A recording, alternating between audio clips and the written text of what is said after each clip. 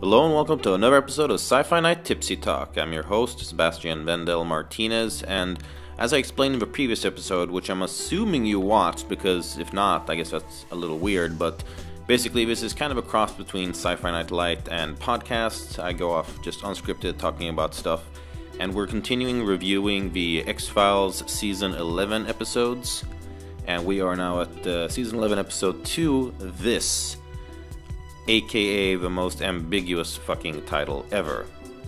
But, so yeah, let's get right into it. X-Files, Season 11, Episode 2, This, written and directed by James Wong, who has written a lot of the best episodes of the X-Files, of the original run.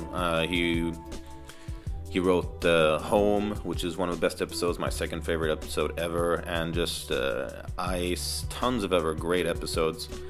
So it's nice to see him return. His previous effort in Season 10, Founder's Mutation, I thought was okay, a little bit cliche, not too interesting. This was better. It starts off throwing you right into the action. So Mulder and Scully are sleeping on the couch, and then this crew roll up with guns, rocking the Ramones, California Sun. And wouldn't you know it, Langley is back. Richard Ringo Langley, or the Lone Gunman, who were Mulder's informants, I guess you could say. Sort of these weird IT guys, hackers that were all into the conspiracies and would help out Mulder and Scully every now and then in the original series run. They were killed off in an episode that pretty much every X-Files fan hates, Jump the Shark, Season 9, Episode 15. Because nobody wanted to see them die. They were a lot of fun, and I guess this is the best we're gonna get when it comes to some kind of send-off. So Langley is back inside Mulder's phone, showing up with some kind of hologram message or something, and telling them that they know that he knows. And then this crew roll up, and fuck yeah, Agent Scully. I mean, she just goes right into attack mode. Mulder goes up the stairs, these dudes bust in, and there's this shootout. I would have wished that the shootout continued a little bit longer, but, you know, whatever. And then we get the intro, and there's another new sort of wording at the intro, which I don't even remember, and I hope they chill it with, after the original intro was always that message, the truth is out there. It was different for Season 11, Episode 1, it's different for this one. It loses its meaning if we do it every episode, so I'm hoping that they stop changing the words at the end of the intro. But, so yeah, there's this shootout, one guy gets away, one creepy-looking, long-haired old dude. Mulder and Scully kill the other guys, and I must say that I do really like the writing and chemistry between Mulder and Scully in this episode. And they're just fucking adorable. Mulder's all like, yeah, we gotta take another trip to IKEA. Then these Russian mercenaries show up from out of nowhere and handcuff Mulder and Scully, who managed to get away, and they're running away handcuffed, which again is adorable. Who are these Russian guys? Well, what's up? Who's this new villain who we never really get a name of, so I'm just going to call him the Russian guy. And so Mulder and Scully run into the woods, and wouldn't you know it, it's Skinner to the rescue, who they left with kind of awkward terms in a previous episode. I mean, Mulder was basically having a fight with Skinner. He helps him out, though, nonetheless, and tells him that there's a bunch of conspiracies going on with private contractors, and again, a lot of real-world connections. I said in a previous episode that I wasn't really digging all the Chris Carter politics, and I'm not digging it a whole lot here, but I am liking it more than in episode 1 at least. So, and I just gotta say, I hate it when non-English people speak English to each other for the audience, like in this episode, like when the Russians roll up, they're at first speaking Russian, subtitled, cool, makes sense, and then later on when they're alone, the Russian guy is telling his henchmen in English. I hate it when we do that in TV and movies. It doesn't make any sense. Why would they speak English to each other when they're both Russian and speak Russian? Whatever. So, Mulder and Scully take off to investigate, and there was that great line, "Who needs Google when you've got Scully?" when they're at the cemetery trying to figure out this mystery that Langley is leaving behind. We find Deep Throat's grave. Nice sort of little nod to him. Deep Throat was Mulder's first informant. He got killed off in the last episode of season 1. And nice little sort of mystery going on. I sort of like this part of them trying to figure out like what's going on with Langley and this artificial intelligence in his phone and what this mystery is. There's another shootout with this weird long-haired dude, and Mulder kind of fucks him up, but then we just kind of leave without checking the body. Like, really, you wouldn't maybe like at least handcuff him or check if he's alive or not? What the fuck? Again, some of these writing choices are weird to me. Admittedly, there were some of them in the original series run as well, stuff that didn't really make a super huge amount of sense. But I was hoping that we would kind of get past some of that stuff, but alright, whatever. So Mulder and Scully are, yeah, like I said, just fucking adorable together. I just love seeing them together in this episode. They really kind of feel like a couple, and I am a shipper, which means that I'm an X-Files fan who wants them to be in a relationship because it's just the cutest thing ever. Then we got Mulder and Scully and Skinner working together again. That was just a nice little old school feeling of the three of them working together, even if they don't really trust Skinner, which I understand. In the last episode it seemed that he had collided with a cigarette smoking man. We're not really sure on where he stands, but I don't think Skinner's going to join his side.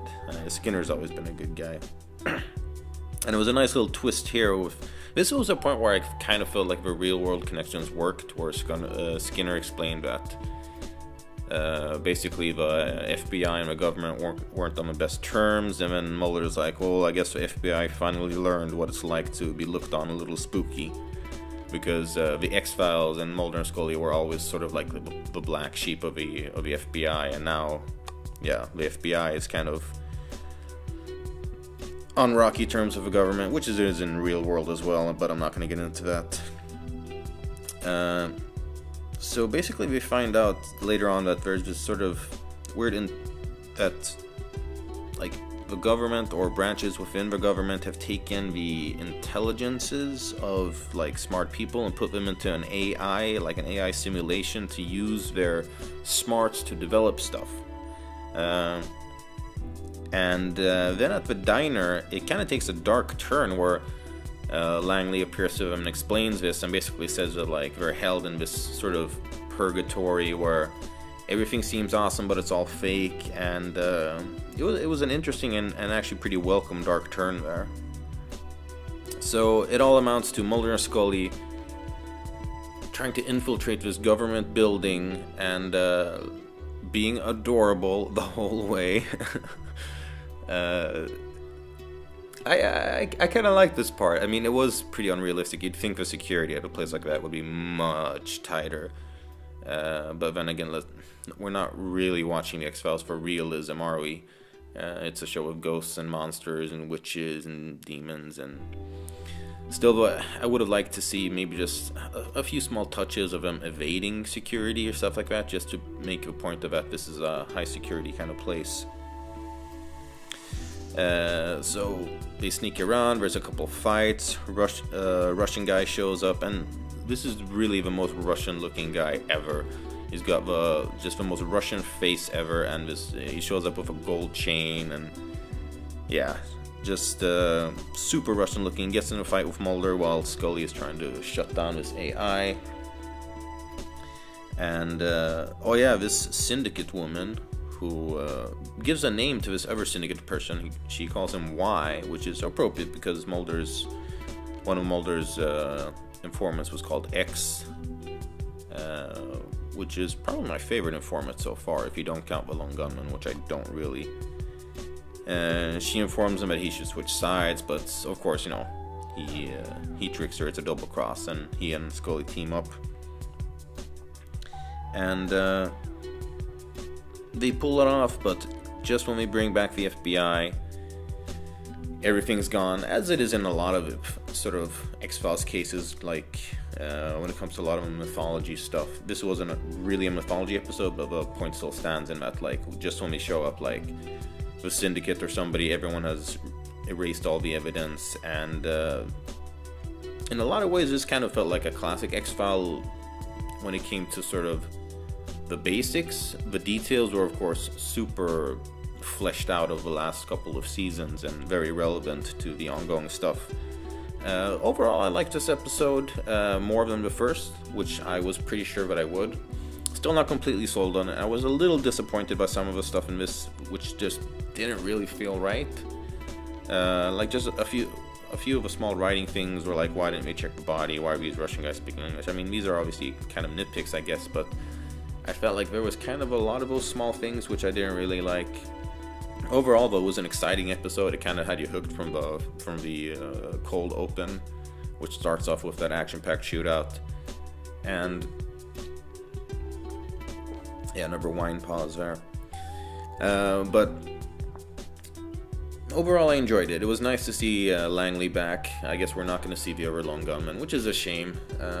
In the season 10 comic, it's revealed that they faked their deaths, and even though that's a super cop-out, I was just kind of like, whatever, because in the X-Files, no one's really dead, unless you're like a member of Mulder or Scully's family, because they just die like flies. But otherwise, a lot of characters who seemingly die kind of come back. I mean, the cigarette-smoking man died, I think, twice. Mulder almost dies in several episodes, and yeah, but whatever. I am looking forward to the next episode. There has been a trailer dropped. It's looking a little bit more horror-based, which I dig. It is written by Chris Carter, which I'm not super excited about, but it is at least directed differently. I forget the name of the director right now, but it's a different director. So I think that this episode, or that this season, will continue to improve. They're definitely showing signs of it. This episode was definitely better than the first. And I like how they're just getting into sort of the more Monster of the Week episodes and not really focusing on the mythology as much, because it's just it's kind of dead, the mythology. It's just a little too off the rails. Like, I'm digging it, it's exciting, it's fun, but it's a little too over the top in some terms. I'm just glad to see Mulder and Scully to better, for them to be written as adorably as they were in this episode. That was just really nice. So yeah, I mean, that's kind of my thoughts. I did enjoy it. I'm not really gonna do a numerical grading or anything like that, because I have kind of a hard time with like rating an episode or a movie from like a 1 to 5 score or something like that. But I did enjoy it, even if it was flawed. Definitely signs of improvement of the season getting better. A couple exciting action sequences, like the opening shootout and some of the fight scenes in that sort of high security government building. And Mulder and Scully were so much fun to see back in action again. Although I don't really get, like, they should, I mean, considering how season 10 went, they should be more established, like, as agents, and they should have more backup, and they shouldn't have to be on the run as much. But in the context of the episode, it was exciting and fun, and whatever. Like I've made clear, I'm a pretty forgiving X-Files fan. I will let a lot of stuff slide just because the show is so nostalgic for me, and it holds a real important sort of spot in my heart. It's my favorite show, and yeah, I mean, I'll admit when something's not great, but I still dig it, and this episode wasn't great, but I still dug it. So yeah, that's basically my 2 cents. Let me know what you guys thought in the comments below. And if you're digging this segment, Tipsy Talk, you know, just be sure to watch and like and subscribe and whatever. If you're watching this, chances are you are a subscriber. And thank you for that, by the way. I really do appreciate it, all the support that every single one of you give me on every episode, and just every view, every click, everything. It means a lot, and it does help me out when it comes to the channel growing, which it has done a lot lately. So yeah, big thanks and shout out to everyone watching this. And yeah, let me know what you thought about the episode, season 11 so far. What do you guys think about the next episode? It's gonna be called +1, more horror based, and I don't know, I'm looking forward to it. Season 11 isn't fantastic, but it's nice to see Mulder and Scully back, and It's not the greatest, but I am enjoying it, or at least making it exciting and fun. And for me, that's kind of enough after waiting for so long without having them back on the screen. So yeah, this was a Sci-Fi Night Tipsy Talk, and I'll catch you guys next time.